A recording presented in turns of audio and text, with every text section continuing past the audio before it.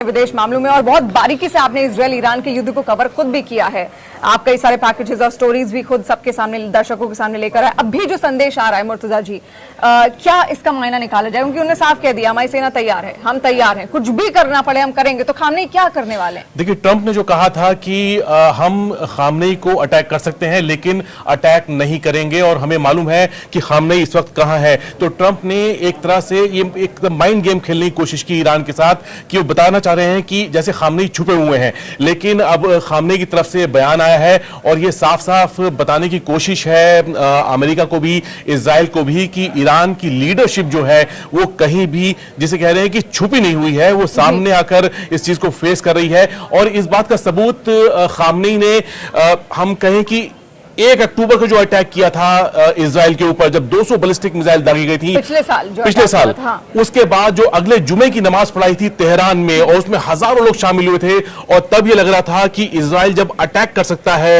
Iran के ऊपर और किसी भी टारगेट पर, और वो खामनेई तक को निशान नाचता है, तब खामनेई ने तेहरान में उस नमाज का नेतृत्व किया था। और तब ये साबित हो गया था कि ईरान की लीडरशिप जो है, जिस तरह की बातें अमेरिका या इजराइल की तरफ से की जा रही है, वो खारिज कर दी थी तब भी और आज भी। जब खामनेई का यह बयान आया है कि ईरान जो है इस युद्ध को अंजाम तक पहुंचाएगा, तो ये साफ साफ ट्रंप के बयान का एक काट है। बिल्कुल काट है, यानी कि कुछ आज रात ही वो कुछ बहुत बड़ा कर सकता है इजराइल पर। इजराइल क्योंकि हवाई उल्लंघन लगातार वो कर रहा है, वो इस बात को उन्होंने मेंशन भी किया अपने संदेश में कि हवाई उल्लंघन हम बर्दाश्त नहीं करेंगे। तो रात को ही क्या कुछ बड़ा कर सकता है? देखिए, अब ये जो पूरी ये युद्ध है, हमने शुरू में देखा है कि जो हमले हुए हैं ईरान की तरफ से इजराइल के ऊपर, वो रात में हुए हैं। रात और दिन में के दौरान हमले में कुछ ज्यादा फर्क नहीं होता है, क्योंकि एक मिसाइल है, कि ये अनमैन्ड एक हथियार है, इससे दिन और रात का फर्क नहीं पड़ता है, जिसमें इसमें जो जीपीएस जो कोऑर्डिनेट्स एंटर किए आते हैं, वहीं पे जाकर ये हमला करती है। अब दिन और रात का जो हमला, जो फर्क है, जो हम कह रहे हैं कि रात में हमला करेंगे या फिर दिन में हमला करेंगे, अब ये सीधा सीधा इजराइल के हमलों पे डिपेंड करेगा कि ईरान कैसे जवाब देता है। हमने 2 दिन पहले देखा कि जब ईरान के टीवी चैनल पे हमला हुआ और बम गिराए गए, और पता चला कि वहां पे कई पत्रकारों की मौत हुई है, उस चैनल के एडिटर्स जो है उनकी जान गई है। लाइव एंकर टीवी शो छोड़ के उस वक्त, हाँ, ये वीडियोस पूरे दुनिया में वायरल हुए। उसके अगले दिन ईरान ने अटैक किया मोसाद के हेडक्वार्टर पर, और इस हेडक्वार्टर पे अटैक करके ईरान ने बताया कि हम जो बहुत ही प्रोपोर्शनल रिस्पांस देना चाहते हैं इजराइल को। तो ईरान जो है वो इजराइल के खिलाफ इसी तरह हमले कर रहा है कि जब उसे लगता है कि देखिए मुर्तजा जी, सबसे बड़ी बात तो इसमें यही है कि अब अमेरिका की एंट्री हो गई, कोई आम बात नहीं रह गई। तुर्की जो कि नेटो देश है, उसने साफ कह दिया कि वो ईरान का समर्थन करेगा, ईरान को पूरा हक है अपने ये लड़ाई लड़ने का। जितने बाकी पश्चिमी देश है वो सब इजराइल के साथ आ रहे हैं। तो 2 धड़ों में सब बढ़ते हुए सारे देश दिख रहे हैं लगभग, और अमेरिका की एंट्री अपने आप में वो घी डालने वाला काम कर दिया है। देखिए, ईरान को देखने में लग रहा है कि तुर्की साथ है, या फिर सऊदी अरब ने उसके समर्थन में बयान दिया है, रशिया साथ है या चीन साथ है, लेकिन अभी जो हमें ग्राउंड पे दिख रहा है वो ईरान अभी अकेला है। ईरान इस वक्त अकेला है, और उसके सामने जो है वो इजराइल है और अमेरिका की एयर पावर है। अब ईरान जो है इस वक्त दोनों से टक्कर ले रहा है। इन इजराइल और अमेरिका के अलावा अगर हम कहें कि यूरोप की तरफ से जो मदद की पेशकश की गई, फ्रांस की तरफ से, जर्मनी की तरफ से, तो इजराइल को ऐसी अभी मदद मिलने की खबर नहीं है, लेकिन उन्होंने उनका साथ देने की बात कही है। जबकि हम ये मान रहे थे कि आगे चल के मुमकिन है कि रूस या फिर चीन से किसी तरह की मदद मिल सकती है।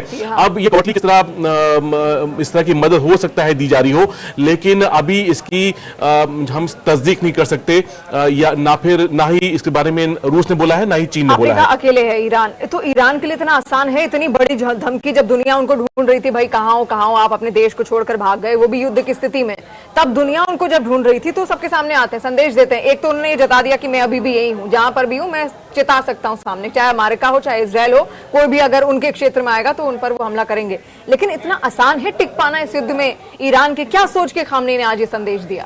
देखिए, ईरान मात्र चिताने के लिए, क्योंकि उसके लिए आपको हथियार भी चाहिए, जखीरा चाहिए, रणनीति चाहिए, वो तो है नहीं। ईरान को बहुत कमजोर समझा जा रहा है और इसकी एक वजह है कि ईरान के बारे में लोग ज्यादा जानते नहीं हैं।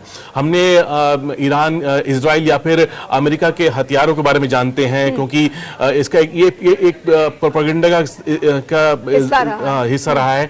लेकिन ईरान की ताकत यह है कि वो एक लंबा युद्ध लड़ सकता है जो इजराइल या अमेरिका के लिए मुश्किल है। अब ये खबर है कि वॉल स्ट्रीट जर्नल जो है, जो अमेरिका का अखबार है, वहां से खबर आई है कि इजराइल के पास जो इंटरसेप्टर मिसाइल्स हैं, यानी कि उनकी जो मिसाइल डिफेंस सिस्टम से जो मिसाइल दागी जाती हैं, चाहे वो आयरन डोम हो, चाहे वो डेविड स्लिंग हो, इनकी कमी पड़ रही है। पैट्रियट मिसाइल की कमी पड़ रही है। अब ये मिसाइल अगर कम होंगी तो ईरान के हमलों को कैसे रोका जाएगा? तो ईरान जो है उसकी रणनीति या उनके कमांडर्स की रणनीति अभी यह है कि इस युद्ध को, इस लड़ाई को लंबा खींचा जाए और इजराइल या अमेरिका को इस पोजीशन पे लाया जाए जहां पर उनके पास हथियार न बचे कि वो ईरान की मिसाइल्स को से बच सके या उनको खुद को डिफेंड कर सके। लेकिन ईरान क्योंकि अकेला है, अभी भी अगर देखा जाए अमेरिका ऐसा होने नहीं देगा कि इजराइल को हथियारों की कमी होने दे। हमने यूक्रेन में देखा, वो कुछ भी हो रहा और उससे भले ही बात कर रहा हो, लेकिन उसको हथियारों की कमी नहीं होने दी। ऐसे ही वो इजराइल के साथ भी करेगा। इजराइल अगर अमेरिका पीछे भी हट जाता है तो तमाम पश्चिमी देश हैं जो साफ कह चुके हैं कहीं ना कहीं कभी ना कभी आगे आएंगे ही। ईरान फिर भी अकेला है, उसके पास अभी रूस ने साफ तौर पर कुछ नहीं कहा, चीन की तरफ से कोई मदद आएगी नहीं पता। तो हथियारों की कमी होना तो ईरान के लिए जायज बात है। देखिए, ईरान जो है वो इस युद्ध की तैयारी जब सद्दाम के ऊपर हमला हुआ था इराक में, तभी से कर रहा है। अच्छा। और तभी से ईरान ने अपने अंडरग्राउंड बेस जो है बनाने शुरू कर दिए थे। एक मुझे लेख याद है जिसमें एक किसी ईरानी जनरल ने कहा था कि हम जो है मिसाइल ऐसे बना रहे हैं जैसे किसी की फैक्ट्री में सिगार बनते हैं। तो आप सोचिए कि ईरान में जो मिसाइल का उत्पादन है वो पिछले 15 सालों में कितना ज्यादा हुआ होगा। और एक अमेरिकी जनरल का भी तो ये कहना है कि ईरान के पास 3 से 5 हजार मिसाइल हैं। तो अगर ईरान सस्टेन करता है इस युद्ध में तो तभी वो आगे बढ़ पाएगा या उसकी जीत मुमकिन होगी। शॉर्ट टर्म में ईरान इस युद्ध में लॉस में रहेगा, इसीलिए वहां के कमांडर जो हैं वो चाहते हैं कि इस युद्ध को लंबा खींचें और जितना ज्यादा लंबा खींचेंगे उतना ज्यादा इजराइल या अमेरिका के लिए मुश्किल होगी।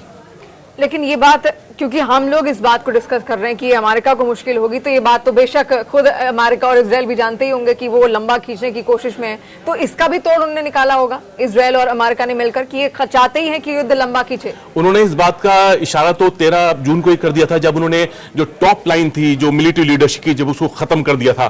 तो तभी ये मैसेज आ गया था कि इन लोग जो इजराइल या अमेरिका के लिए कोई रेड लाइन नहीं है। हाँ। और अगर मुमकिन हुआ इनके लिए तो ये जो ईरान के सर्वोच्च नेता है अली खामेनी, उनको भी मारने से पीछे नहीं हटेंगे। तो अब पिछले 2 दिन में जिस तरह का मैसेज आया, चाहे वो नेतन्याहू से है चाहे फिर वो ट्रंप से है। एक और बयान आया, खामेनी ने साफ कह दिया कि ईरान विल नॉट सरेंडर और एक्सेप्ट एन इम्पोज्ड पीस और वॉर। साफ कह दिया, साफ संदेश। हाँ, तो ये शुरू में कह दिया था उन्होंने कि इस युद्ध की शुरुआत जो इजराइल ने की है, जैसे कि 13 जून को हमला हुआ था, और इसको खत्म हम करेंगे। तो ये ईरान की तरफ से ये बहुत ही साफ पैगाम है कि आप इस युद्ध को आपने शुरू किया है, आपने शुरू किया है तो खत्म, लेकिन हम इसको लंबा ले जाएंगे। जो अभी तक की जो चीजें हैं, ईरान की जो मिसाइल जिस तरह से इसने दागी है, शुरू में इसने कुछ ज्यादा मिसाइल दागी, अब इसने कम की है मिसाइल। और इसकी वजह एक ये है कि ये अपनी मिसाइलों में डिकॉय का इस्तेमाल कर रहा है। डिकॉय मतलब कि नकली मिसाइल जिसमें वॉरहेड नहीं होता है। अब ये होता क्या है कि ईरान की तरफ से जब मिसाइल दागी जाती है, 100 मिसाइल दागी गई, अब समझ लीजिए उसमें 50 डिकॉय हैं। अब 50 मतलब नकली मिसाइल हैं। तो उसका जो एयर डिफेंस सिस्टम वो इंटरसेप्ट करेगा, वो उसमें कोई वो उसमें कोई चांस नहीं लेगा। अब वो जो 50 मिसाइल उन 50 डिकॉय को रोकेंगी तो उसका नुकसान किसको होगा? उसका नुकसान इजराइल को होगा या फिर अमेरिका को होगा। हाँ। इसके अलावा अभी जो मैंने आपको बताया, यहाँ पे हमने दर्शकों को भी बताया कि खामनेई सीधे कह चुके हैं, देखिए यही है खामनेई, और इन्होंने सीधे कह दिया है कि ईरान कोई सरेंडर नहीं करेगा, यानी कि वो भी सरेंडर नहीं करने वाले। अब ये तो एक तरीके से जो चेतावनी अमेरिका ने दी थी मुर्तजा जी, उसको इन्होंने सीधे सीधे नकार दिया कि हम नहीं सुनने वाले। तो अब क्या इसका साफ कहा है अमेरिका ने, नुकसान तो भुगतना पड़ेगा अगर इस शर्त को नहीं माना तो। देखिए, ये अभी इसमें जो पीछे से काफ़ी कुछ चीज़ें चल रही होंगी, रूस भी लगा होगा और बाकी देश भी लगे होंगे कि किसी तरह अगर हम जो परमाणु वार्ता है उस पे हम वापस आ जाएं और ईरान को हम किसी तरह भी ज़्यादा दबाव डाल के हम कोशिश करें कि वो अमेरिका या इजराइल की शर्तों पे बात कर ले, तो ये मुमकिन है कि ये युद्ध रुक जाए या फिर इसमें किसी तरह का भी अभी सीज़फायर की नौबत आए। लेकिन बड़ी बात यह है कि इजराइल ने कह दिया है कि वो चाहते हैं कि खामनेई अगर सत्ता से हटते हैं या उनको मार दिया जाता है तब इस युद्ध को खत्म किया जा सकता है। ये नेतन्याहू ने बोला है अमेरिका की मीडिया को। अच्छा, इसका विकल्प भी मात्र यही है। देखिए, लेकिन फिर भी दर्शकों को एक बार बताना यहाँ पे बहुत जरूरी। देखिए, बड़ी खबर है क्योंकि ईरान ने साफ कह दिया है, खामनेई सामने आए और खामनेई का साफ संदेश था, कोई सरेंडर ईरान नहीं करेगा, युद्ध लड़ना पड़ेगा तो कोई भी तरकीब अपनाएगा और युद्ध जरूर लड़ेगा और उस पर किसी भी तरीके की कोई जंग नहीं थोपी जा सकती, नहीं कोई शांति थोपी जा सकती। और जैसा मुर्तजा जी बार बार कह रहे थे कि शुरू अगर इजराइल ने किया है तो खत्म यहाँ पर ईरान ही करेगा, ये साफ संकेत है। जो बार बार यहाँ पर जो बात सामने आई थी मुर्तजा जी की, आपने भी कहा कि एक ही विकल्प है कि खामनेई खत्म हो 1979 के आसपास, जब ये खामनेई खत्म नहीं हो, जो इजराइल खामनेई खत्म होंगे तभी ये जो तकरार है, जो विवाद है, ये खत्म हो जाएगा। ऐसा इजराइल का मानना है। वो इजराइल कह रहा है कि अगर खामनेई हट जाते हैं या कारण भी है, इससे पहले तो दोनों बहुत अच्छी दोस्ती भी रही है। मतलब इजराइल जब नया नया देश बना था तो उसको सबसे पहले मान्यता देने वाला वन ऑफ द नेशन यही था, खुद ईरान ही रहा। बाद में 79 के आसपास ये तकरार बढ़ने लगी जब इनके दादाजी या इनके खानदान का कोई आया। देखिए तब हुआ क्या था कि इन उस टाइम लोगों ने कभी पसंद नहीं किया यहूदियों को, खानेई ने खास तौर पर, ये तब ईरान में शाह की हुकूमत थी। शाह एक वहां के बादशाह थे और शाह रजा, अब जो रजा पहलवी उनके बेटे हैं वो अमेरिका में हैं और अमेरिका चाहता है कि अगर ईरान में सत्ता बदलाव होता है तो वो आगे चल के वो उसका नेतृत्व करें।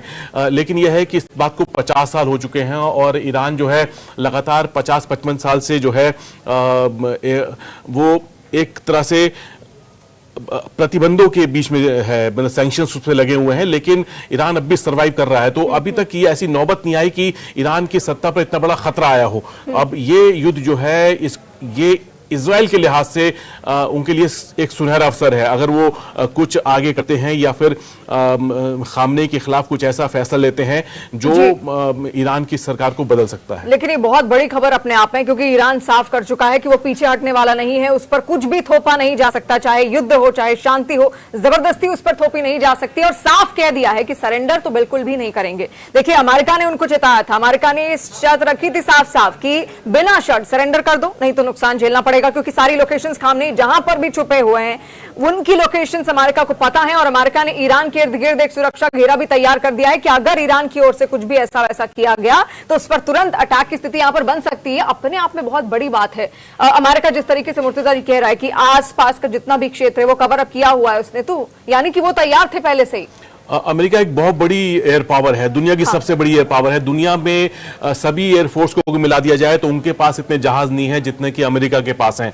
अभी हम एक दो दिन पहले बता भी रहे थे कि जब अमेरिका से वहां से टैंकर विमान गए हैं पश्चिम एशिया की तरफ और यूरोप की तरफ, तो 30 से 40 टैंकर विमान हैं जो उस तरफ गए हैं। और ये बताता है कि अमेरिका इस ऑपरेशन को लंबा खींचने के लिए तैयार है, या फिर वो ईरान पे जो अब भी जैसे इजराइल का दावा है कि हमारी टोटल एयर सुप्रीमेसी है, तो अमेरिका इसमें मदद करने के लिए आगे आ रहा है। और मुमकिन है कि ये जो टैंकर विमान है वो इजराइल को की सपोर्ट में ही तैनात किए जाएं। अब अगर अमेरिका इसमें आगे शामिल होता है तो उसकी एयरफोर्स जो है पूरे पश्चिम एशिया में खाड़ी देशों में तैनात है, चाहे वो बहरीन हो, यूएई हो या फिर कतर हो। इन एयरबेस पे उसके सबसे बेहतरीन जहाज तैनात है पहले से ही। लेकिन दूसरा एंगल ये भी है कि ये अड्डे जो हैं वो ईरान की जद में भी है। अब ईरान जो है वो 2000 किलोमीटर की मिसाइल मार रहा है इजराइल के ऊपर। लेकिन आप ये देखिए, अभी तक तो मदद की बात केवल आ रही थी, लेकिन अब ये मदद नहीं है। अब क्योंकि सीधे सीधे खामनेई का ये जो संदेश था कि वो सरेंडर नहीं करेंगे, ईरान सरेंडर नहीं करेगा, कोई चीज उस पर थोपी नहीं जा सकती, ये चेतावनी ही है एक तरीके से अमेरिका